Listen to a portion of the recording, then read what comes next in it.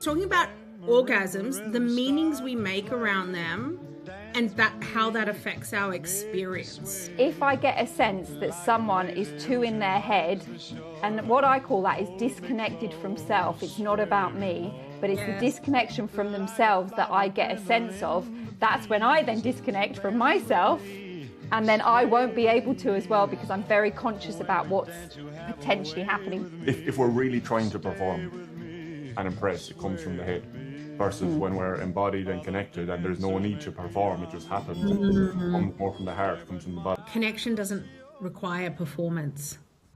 Did the universe bring you here, or was it the algorithm? If you like any of our content, we are a teeny tiny channel. We would love a like and subscribe.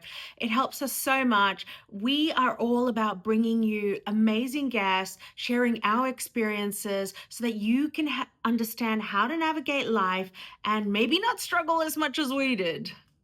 Millions of followers and subscribers. Welcome. For a topless jog this morning. Oh, you're one of those eastern suburbs boys. Oh yeah. Running down the... Yeah, I've even got the little thing to wrap around my waist while I'm jogging, so that I can still carry my stuff. I love that. Anita. Yeah. Okay. Kahal comes to yoga. He's so funny. So I'm thinking, like, he came to where I'm teaching at Body Mind Life, and amazing space. He comes in. I'm like, okay, he's probably done a little bit of yoga. He's mentioned, and I'm like, okay. He gets right in the front. I'm like, oh, that's great. He's confident, you know. No, I didn't have much choice because there was no other spaces on the back. You didn't have much choice. That's true. And I'm like, okay, and we're starting the flow. I'm just easing into it. And next minute, Kahal takes off his shirt and he's just like, yeah, you know, flowing through vinyasas. And I'm like, who the hell's this guy? Like, he's a full yogi. He's a full yogi. He's like, where's the tight nine gone? Fully in his Tight nine dream. is the ultimate yogi. It's like, what? Who are you? I don't even know you. I really don't. And I was like, I thought I was like, okay, I'm going to need to, you know, give him some adjustments or pointers. Because even guys are doing yoga, but generally a little bit hesitant and not as confident. But no, he's a yogi. I was showing the ladies at the back of the class. That's why I went up the front. Oh, you were showing the ladies. Best way to pick up, I say, a man in a yoga class. But it's tough enough though, because you see at the end, well, Candice's class now, it wasn't too bad because she puts on music at the end, so it's still loud. But most yoga classes you go to afterwards, it's just real silence, so you can't really, well, you can, but it's a bit more. I'm feeling a bit more seen if I go and approach someone there. Yeah. I mean, like, it depends on what sort of class I'm doing, what the energy is. If I do a presence class, the end is nothing, silence. Right. Don't approach. It depends on what the energy is and what the... Just eye gaze. I have staring into their eyes. Listen, I'm going to do that if you come to my workshop. My yoga classes are so weird, though. It was very different, but I liked it. It's different. I want to go. I want to come. I was like, I want to be there. It's all cool. It's all based on what the energy is, the room. Like, if I go in, I don't plan a class. I just go in and I'm like, oh, I'm feeling that this energy. If I feel that energy needs lifting, it needs joy, or if I feel collectively people are exhausted and they need the presence, it just depends. Yeah, you never know what's going to happen. On that note, speaking of you never know what's going to happen, if you're joining us for our millions of followers and subscribers, welcome. Kahal, intimacy coach, Anita, human behavior expert, and me, I don't know, a woo-woo expert, I guess. I don't know. I don't know how to identify myself. I think an expert in orgasming. Isn't that what we're talking about today, my love? Today we're talking about experting orgasm. The orgasm expert. That's the name. Look, I don't know if I'm the expert. I definitely have some credibility. Apologize to my children in advance. Okay, so what we're doing is talking about orgasms, the meanings we make around them, and how that affects our experience. So I think we've had a lot of traction around like timing of orgasms and how that affects the partner. I used to always think, and look, I do have some of this at the moment, which is probably, I don't know, not good, but if that I wasn't orgasming with a partner, then we weren't aligned. Because I'm such a hardcore connection person. I need connection. I need connection. So for you, if you don't have that connection, then you can't orgasm. I can. It's just not going to be amazing. And who's got time for that? Yeah, so so my experience, because I know we talked obviously last time about how quickly I can, and then I was reflecting on so for years I didn't, for a long time, and then when it was meeting my first partner at 26, straight away I was able to, after years of never having done before. Yeah. And then what I realised in the time after we were together for a few years, then we split up, and then there's been some very connected, let's say, only connected ones, really, versus the situations that I had prior to my long-term relationship. And what I'd realized, it's all kind of through the body language, there's a sense there that someone's very in their head and they're a bit paranoid and they're, getting worried, or worst case scenario, thinking whatever's playing out. And that's when it will slow me down in theory as well. So that was one of my thoughts over the week. Wow. Yeah. And that's really interesting, because not taking it personally when they're in their head is so important. For the algorithm's sake, I'm just going to call it the big O. We can move forward. Less editing. Yeah. So, Cathal, as someone who has really worked on PE and all that, what's it like for you in regards to connection and the O? The more connected I am to the person, first of all, I feel less pressure on myself then to quote unquote perform. Yeah. So, which is interesting, because you would imagine it would be the other way around, that the more connected I was to the person, the more I want to actually show up and whatever. But it's like when I don't know the person, or even if I don't even trust the person, it's like I might almost automatically assume that I have to put in this better performance. How are we defining connection? So what do you mean when you say you feel connected to them? That there's a level of intimacy there before we have sex. So what might that be? Talk me through that. Emotional, I would say, like, is in we've talked and we've connected over a number of times. Like, if I was to meet someone on a first date and then go and have sex with them, I wouldn't say I will. It's unlikely, very unlikely. It could happen, but it's unlikely that I would feel that connected to them very, very soon. So it takes a level of getting to know somebody for her to trust me, for me to trust her, and then. But you guys were talking about the quality of the O at the start. I don't really relate to that as much as what you guys are saying. It's like the more connected that you are to the person, the better the O. Versus, it's been so you're saying it's the same even if you're not connected? Like I wouldn't have one if I wasn't connected. So I'm actually with you on that. I wouldn't have one if I wasn't. Don't get me wrong. I'd probably pretend. There is. That's another conversation. I don't want to hurt anyone's feelings. I don't want to be responsible for damaging people. That's a good conversation. Yeah. Yeah. Yeah. Well, I don't know. Like, you guys, but both of you. So would both of yours be delayed more if you weren't connected to the other person, and harder to reach? Yeah. Yeah. Okay. Oh, yeah. Yeah. So I would say, I can't speak for all guys, but for a lot of guys that would be experiencing premature ejaculation, then I would say it's almost the opposite, because they're putting even more pressure on themselves, that they end up orgasming quickly. But bringing it back to what we were saying earlier, it's almost, I would say, not enjoyable, because it's like there's a resistance towards it. It's like, fuck, I can't come, and then all of a sudden it's gone. So it's like, it's not allowing the body to do its thing. Okay, interesting. I just wanted to like ingrain one thing you said into my head 5 seconds ago, which is that connection doesn't require performance. That's true. And I think it's like, well, I think you said something along those lines, but that is such a blanket statement for literally everything in life, I would say.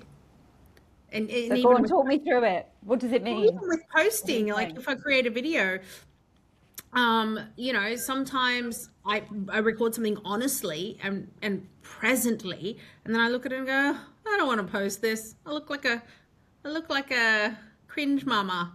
And I post it anyway because I don't give any fucks, but it does really well in engagement. I have a lot of conversations that get started because of it.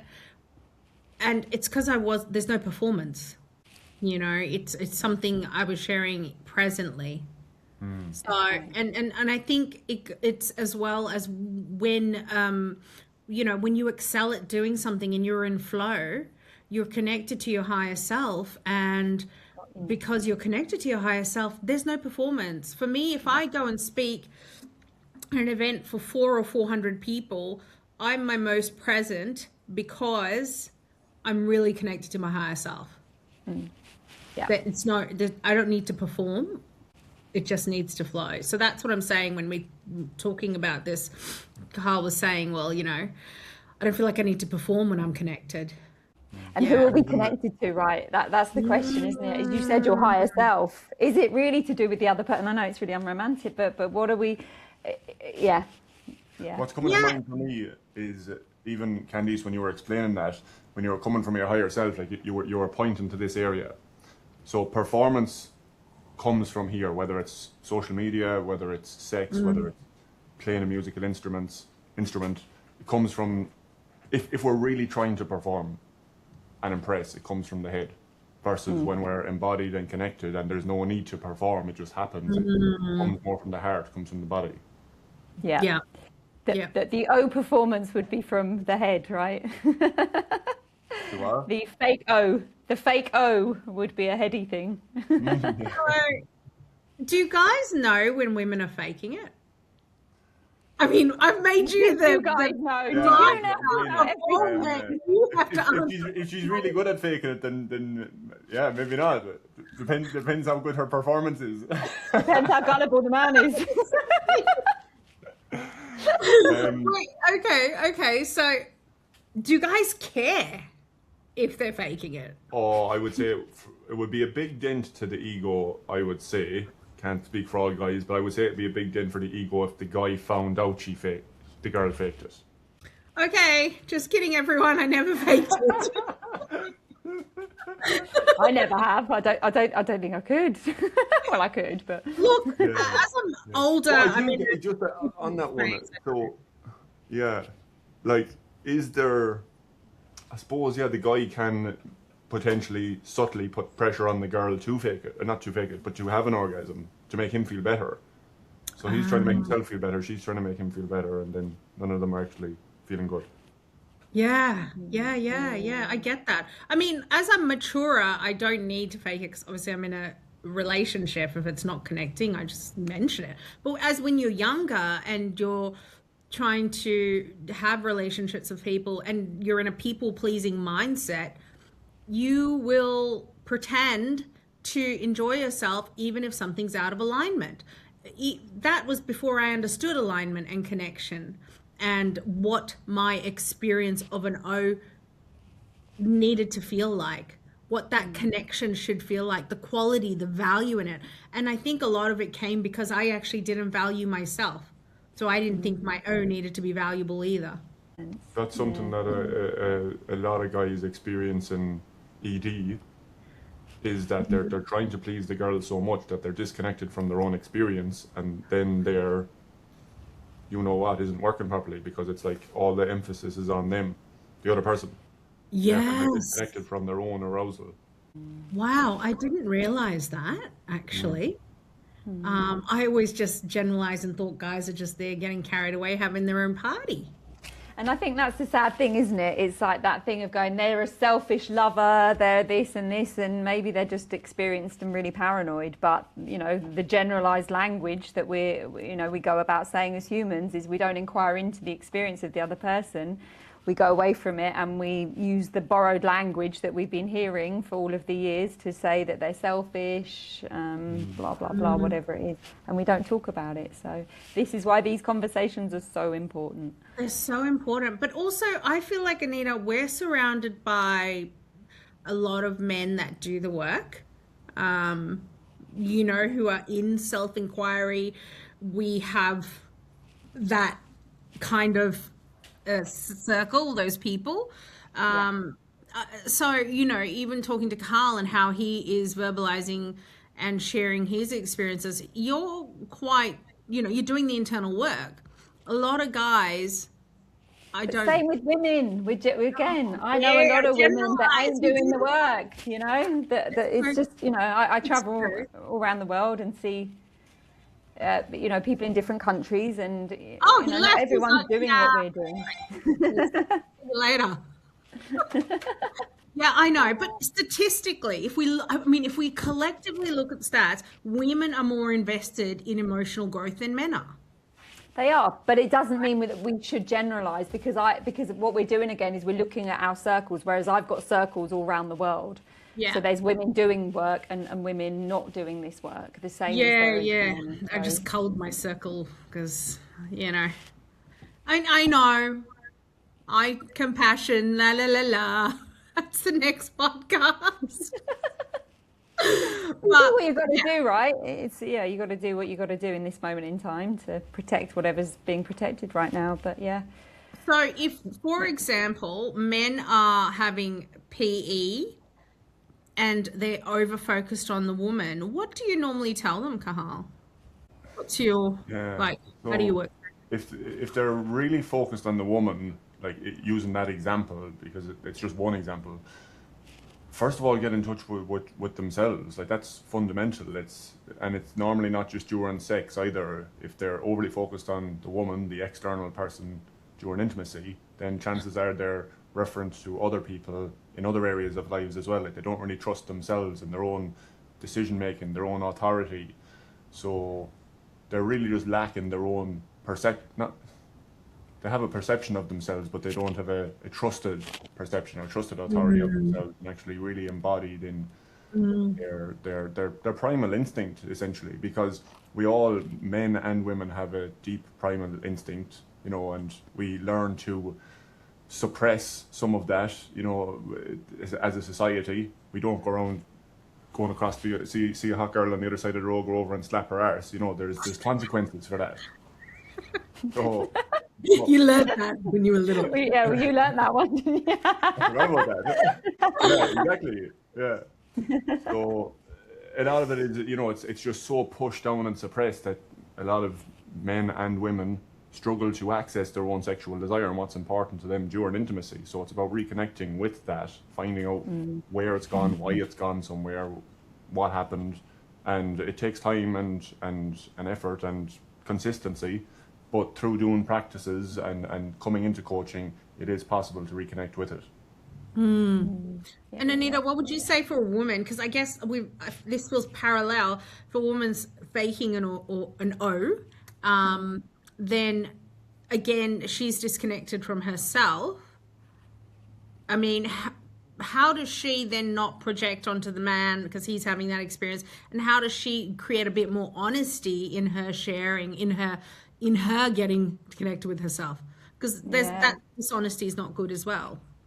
No, it's not. And I think it comes back to what you were saying earlier about that whole people-pleasing thing. So again, it can seem like we're making it about the other person more than we're making it about ourselves. And this is where I think a lot of this work, we take it outside of the bedroom and see where people-pleasing is playing out everywhere with a lot of this stuff, right? When we're in our heads judging ourselves that we're not performing, or that, you know, we're coming too quickly, are we judging ourselves as harshly as on, you know, in other situations? So it's these key core programs that we form in childhood that we're bringing into the bedroom with us. So in order for, you know, if a woman is faking it, it's to really explore, why am I doing that? And it's usually getting outside of the bedroom and getting into, who was I trying to please maybe as a child? Why do I run a people-pleasing program? Why am I putting, in theory, other people's needs before my own to make them feel comfortable, you know, in the bedroom situation, to please them?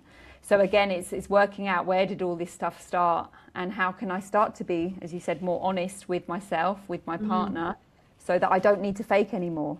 And if I don't fake anymore, maybe there's a chance that it's actually going to come, you know, as it comes naturally, rather than stopping ourselves because we're faking it. So we're actually stopping ourselves from giving ourselves the opportunity to have that experience because we maybe already cut it short as we fake it. Yeah. So, and I think we touched on this last episode, which was the people having O's at different times. And each person might feel like their O is valid at that time and their O is valid at that time. But when they come together, they can't seem to get the O's aligned. Like, where do you, like, what's that? Is that doesn't sound like either of them are disconnected, but what's going on? I mean, I would say in a, you know, sort of a personal experience, the way that I see this, let's say with someone in my past, has been that I have much more of a sensitivity to feeling. They have much more of a sensitivity, but theirs is more of they have more of an intensity and I'm more of the sensitivity. So I'm quite happy with the touch and with all of the lightness of it, and then I can orgasm very quickly, whereas for them, they want to prolong it and they want it to be as intense, as crazy, as prolonged as possible. And again, it reflects in our personality types. I like things safe, I like routine, I don't want to be invaded, I don't want things to hurt, you know, I like to keep myself quite safe, whereas they're the opposite. They're an absolute animal, they're a risk taker in their life, they're doing crazy shit, and our lives are so different, and that shows up in the bedroom, right? That shows up there as well. So it's kind of all of our personality, all of that stuff will play out, you know, in how we experience or how we enjoy sex potentially. And Carl, from like your perspective, imagine it wasn't PE, so someone's not coming in 2 minutes, but it's a situation of, you know, he's taking 10 minutes, she wants 25. Yeah. Do you know what I mean? Like, I find that interesting. Yeah, I suppose, like, and it goes back to what we've talked about already so far. Like, if the communication isn't happening, then it's a recipe for disaster. Most of the guys that I work with, like, fundamentally the communication isn't happening. So it's not, the guy isn't explaining what's going on for him with the girl, and then I'm assuming, listening to you girls, that it's probably a lot of the time the same on the other side. You know, if the girl is faking it, for example, like if a conversation was had there that the girl wasn't able to come, and they might work some way around it. What makes her come? What's better for her to make her feel pleasure? Having those conversations is fundamental. If those conversations aren't had, then it's guessing. It's making assumptions and expectations, and then inevitably leading to disappointments. Interesting. And also creates a huge another level of connection as well. There's a saying, vulnerability does create connection, and that's so true. When you see what's really going on for another human, it's like, oh, they're just a normal person. I don't need to actually please them or perform for them or fake an orgasm for them. You know, we're in this together. We can manage it together. We can communicate. We can see what works for either one. And that connection alone feels better than sex sometimes. Absolutely. I mean, if you can make me laugh, like, that is, you know, because I love joy. I'm such a joy whore. What can I say? That I do get that elation. And in fact, humor, laughing with someone, that's what gets me in the mood to be intimate with them. Like, that's the first level of foreplay. That's the first level of intimacy, right? For me. But I saw something the other day, and it one of those wise TikToks, because we get all our knowledge from there, said that for women, actually foreplay starts at the beginning of the day when you wake up, like that first point of when you said goodbye to her, or throughout the day, or like it's a process. What do you think of that? Agree, disagree? Generalizing? Yeah, no, totally. I'm totally into that. Yeah, if you wake up with someone, you want it to be nice. You want to be in contact with them throughout the day. I'm down with that. Yeah. And it works for both sides then too. But a question that came up for me there as you were talking about that, I sent it to you the other day, Anita, and I've heard this quite a lot, is that in order for a woman's body to completely relax before penetration, it takes minimum 40 minutes. So I find that interesting because I don't, like, I'm not a woman, I've never been in a woman's body, I don't know what 40 it's like. minutes? Yeah, that's a generalization. Even reading the comments. That's the thing. The 40 minutes needs to start maybe, you know, when you're having a conversation on the couch. Well, that's But understandable. it's going to be different for everyone again, because all we're going to do is sit and to tell our own story. We ain't got everyone else's story unless we've actually spoken to people about this. So it's a generalized. It's our podcast. We're telling our stories. But mine's not going to be the same as yours. I can meet someone and connect with them so quickly. Like I can sit in a cafe and have a chat with someone for an hour and feel very connected to them, you know, and I'm not saying whether something may happen or it may not, but everyone's different. And again, I think it comes down to how connected are we within ourselves?